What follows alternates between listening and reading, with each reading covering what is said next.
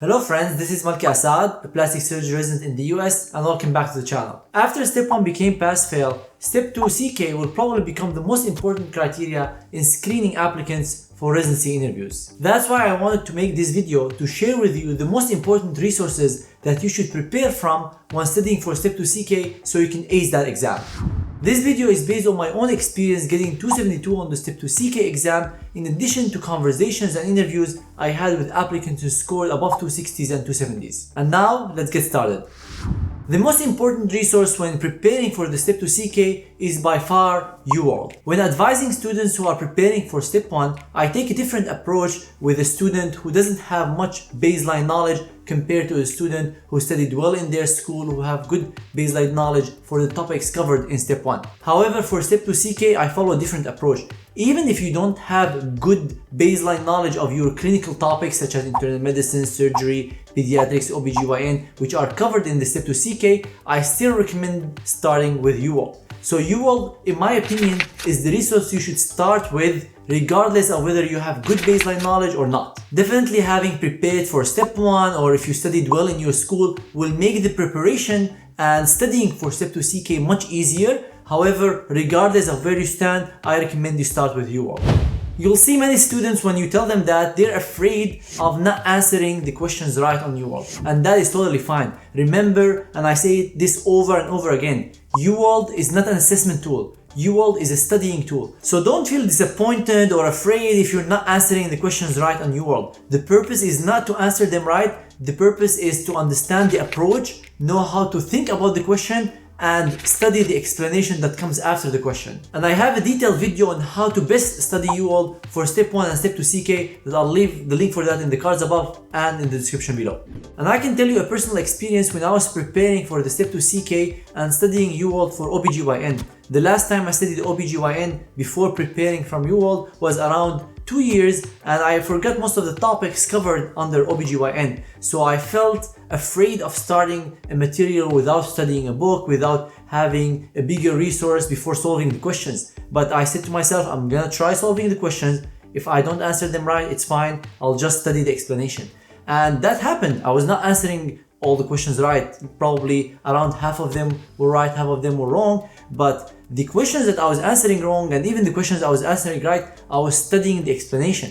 And when I go to the next question in the next block, I was seeing improvement in my score, in my percentage. Why? Because the information covered in the first block, some of the questions were repeated or different angles were tested, but I already studied the information from the explanation of the block before. So that's why even if you don't answer questions right, you'll see your percentage rise as you accumulate more information from the explanation of UWorld. That's why those who don't have good baseline knowledge, it's highly recommended you do UWorld in a system-wise manner. So don't study cardiology and GI and OBGYN and pediatrics in the same block, because you would not be able to accumulate the information in a systematic way. If you're studying OBGYN, focus on OBGYN, accumulate the information, try to get all the angles of the topic so you can understand it well. And of course, that strategy only works if you're able to understand the explanation.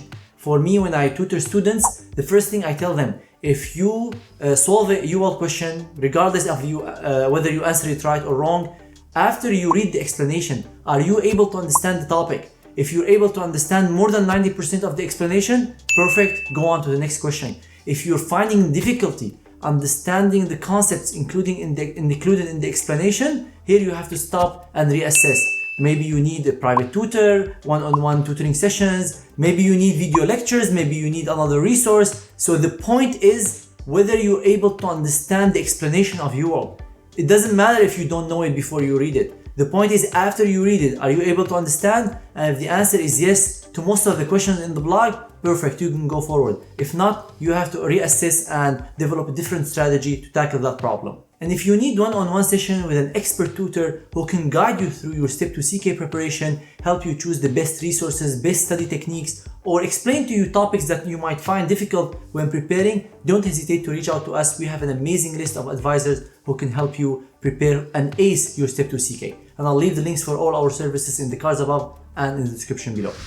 Now, after you finish UWorld, what is the next resource that you should be using? And here I tell students who ask me this question, did you finish UWorld well? because I see so many students who just want to finish as many resources as possible without mastering or studying the resource that they first started with very well. So I want to ask you first, did you study UWorld well? Are you able to recall more than 80 or 90% of the information in UWorld? UWorld now has over 4,000 questions and it's not easy to do that. So if you mastered UWorld and you understood the information in there, you can recall it and use it in the exam, perfect. You can go and discuss another resource. If you have not mastered that resource, I recommend you focus on it and master it rather than studying 3-4 resources without focus on any of them. And by mastering UWorld, I don't mean memorizing every question or memorizing every explanation, but at least the topics or the ideas that you studied, you would be able to use it in the exam. So if you studied the algorithm of managing cholecystitis, you didn't just read it and now you don't remember it. Because if you got asked about that in the real exam, you know that you studied it, but you won't recall the information. So by mastering the resource, I mean you're able to recall the information that you studied in that resource and use it in the exam. Don't just repeat the questions and over without adding much value to your studying and your information. But make sure that the information that you studied, you're able to recall it and use it so you can score high.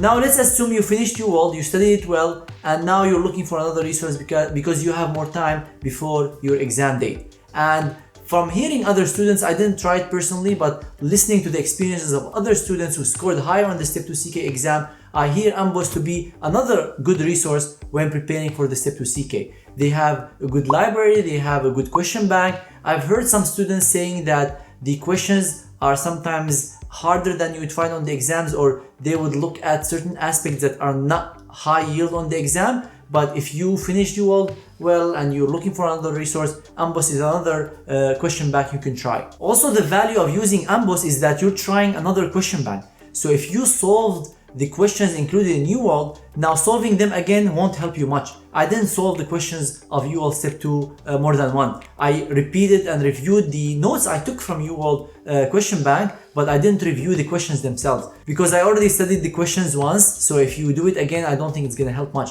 So that's why adding another question bank and adding another layer of exercise that is similar to the exam would help you get the practice of solving questions, thinking about the problem, and in a timely manner that is similar to the exam.